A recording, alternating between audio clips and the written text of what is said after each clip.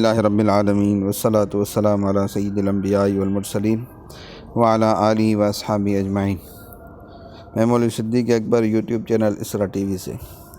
شاہ جہاں کی علالت اور معزولی۔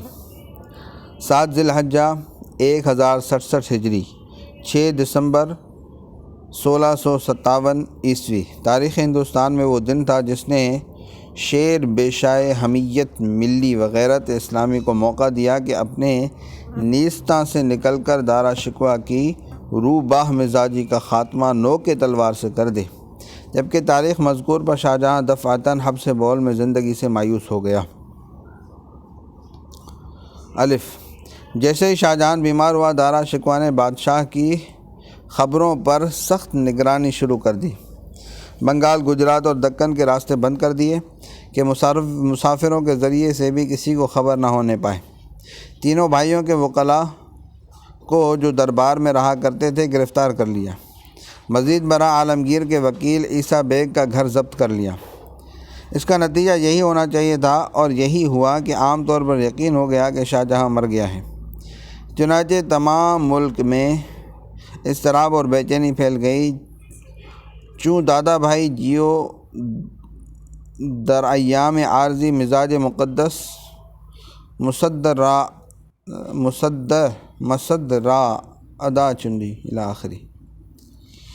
جہاں آرا بیگم، جو شاہ جہاں اور دارا کی حمایت میں اورنگزیب کو مکتوب موعظت لکھ کر جنگ دارا شکوہ سے روکنا چاہتی ہے، اعتراف کرتی ہے۔ دوسرے خط میں تحریر کرتی ہے: شہزاد تراد نے تو اپنے علاقے سے آگے بڑھ کر صورت پر حملہ بھی کر دیا، کیونکہ ارتقاری جاسوساں معتمد بیقین پیوستہ کرد کے ورو آخر شہر ذی الحجہ حضرت را بنگام موعود رسیدہ۔ شجاع کو لکھتا ہے: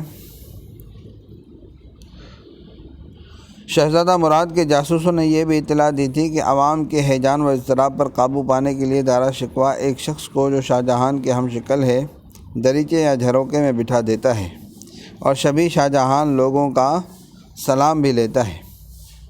مدت اس کے سلطان دارا شکوہ یکے را کے بصورت قدسی تینت بادشاہ جہاں شباہت تمام دارد گاہے با۔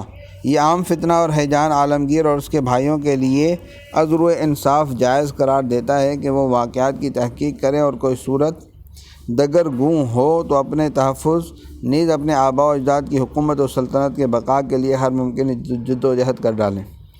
جاسوسوں کے ذریعے تحقیق واقعات کی روداد تو وہ تھی جو مراد نے اپنے مکاتیب میں شجاع اور اورنگزیب کو لکھی۔ اب اس کے بعد خود جا کر تحقیق کرنے کا دوسرا مرحلہ تھا۔ اس کے جواز کی دلیل یہ تھی کہ جب ہمشیرہ قلعہ جہاں آرا بیگم کی علالت کے زمانے میں مزاج پرسی اور زیارت کے لیے جایا جا سکتا ہے، تو پیر و مرشد، قبلہ و کعبہ و خداوند مجازی، مربی، منعم و محسن کی مزاج پرسی اور زیارت کے لیے جانے میں وجہ ممانعت کیا ہو سکتی ہے؟ اور اگر بندش کی جاتی ہے تو یا تو شاہ جہاں زندہ نہیں، اور اگر بالفرض محال ہستند جز نام بیش نیست۔ ایسی صورت میں کہ شاہ جہاں کا صرف نام باقی ہو اور جملہ اختیارات دارا کے قبضے میں ہوں، جو تینوں بھائیوں کے عقیدے میں دشمن دین، ملحد، زندیق بھائیوں کا بدخواہ اور ہر ایک کی تباہی و بربادی کا کوشاں ہے، تو شہزادہ مراد کے الفاظ میں عقلاً و شرعاً حفظ خود و دفع شر ضروری است۔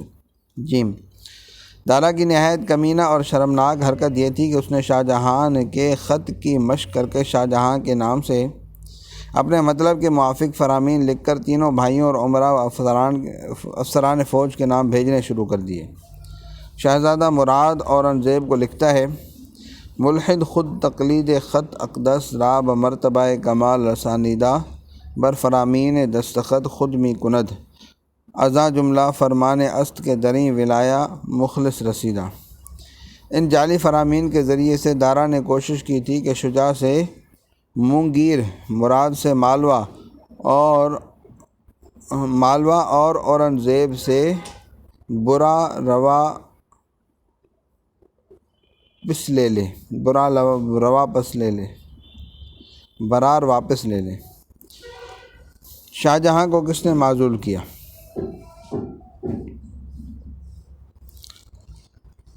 ہندوستان کی بدقسمتی ہے کہ عالمگیر کے جانشین ناخلف ہوئے، جنہوں نے اپنی کوتاہیوں پر پردہ ڈالنے کے لیے عالمگیر کو بدنام کرنا ضروری سمجھا۔ اس کا نتیجہ یہ ہوا کہ عالمگیر کی صحیح تاریخ اگر کوئی مرتب بھی ہوئی تو وہ شہرت نہیں حاصل کر سکی، اور آج عالمگیر کے سوانح حیات کے روز نامچوں کے پراگندہ اوراق اور منتشر رقعات کی شیرازہ بندی ضروری ہو رہی ہے۔ اس میں شک نہیں کہ رقعات روز نامچہ اور ڈائریاں کسی شخص کے حالات، سوانح اور اس کے جذبات و خیالات معلوم کرنے کا بہترین ذریعہ تسلیم کیے جاتے ہیں، مگر فن تاریخ کے لیے یہ کوتاہی یقیناً شرمناک ہے کہ ایسے جلیل القدر سلطان کے صحیح حالات 250 برس بعد مرتب کیے جائیں۔ عام طور سے یہی کہا جاتا ہے اور یہی مشہور کیا جاتا ہے کہ شاہ جہاں کو اورنگزیب عالمگیر نے معزول کر کے قلعہ آگرہ میں محبوس کر دیا، مگر اس حقیقت کو صرف رقعات یا فارسی کی نایاب تاریخوں کے مطالعہ کرنے والے ہی جانتے ہیں کہ معزول کرنے والا عالمگیر نہیں تھا بلکہ خود دارا تھا۔ ہر سے برادران کے وکلاء کو بند کر دینا، خبروں کو بند کر دینا معزول کر دینے کے مترادف ہے۔ علاوہ ازیں شاہ جہاں کے لیے آگرہ کی آب و ہوا مناسب نہ تھی۔ اطباء نے شاہ جہاں آباد دہلی جانے کا مشورہ دیا، لیکن دارا کی مصلحت کے چونکہ مخالف تھا، لہذا اطباء کے اس مشورے اور شاہ جہاں کی خواہش کو پورا نہ ہونے دیا۔ اپنی مرضی اور رائے کے مطابق فرامین مرتب کر کے عالمگیر کو نازک ترین موقع پر بے دست و پا کر دینا اور پھر بہنوں بھائیوں کی جاگیروں کو تبدیل کرنے کے فرامین مرتب کرنا، اس کی دعوی استقلال کا بین ثبوت اور تینوں بھائیوں کو مقابلے پر مجبور کر دینے والے امور ہیں۔ اس قسم کی متعدد حرکتوں نے نیز جاسوسوں اور بیوپاریوں نے مراد کو تو یہی یقین دلا دیا تھا کہ شاہ جہاں کا انتقال ہو گیا، لیکن عالمگیر کی فراست نے اس کے لیے اس یقین کو فراہم نہیں کیا۔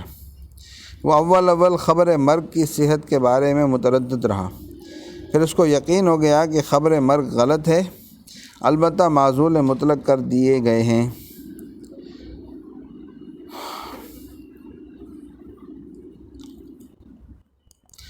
شہزادہ مراد اول تو اپنے جاسوسوں کے اعتماد پر خبر مرگ کو صحیح سمجھ رہا تھا اور عالمگیر کو بھی اس کی تصدیق کی فرمائش کر رہا تھا، مگر اس کے بعد جب خود اس کو عالمگیر کے خیال کی تصدیق ہوئی تو دارا شکوہ کے نام نہایت طنز آمیز خط لکھا کہ زہ خلف صدق سعادت مند کے پدر عالی قدر کے جن کی توجہات اور جن کے احسانات کے طفیل میں خدمات سلطنت کے قابل ہوا، اسی کو قید میں ڈال کر جانی دشمن کی طرح عزیز ترین بھائیوں کی جاں ستانی اور ہلاکت پر کمر باندھی ہے۔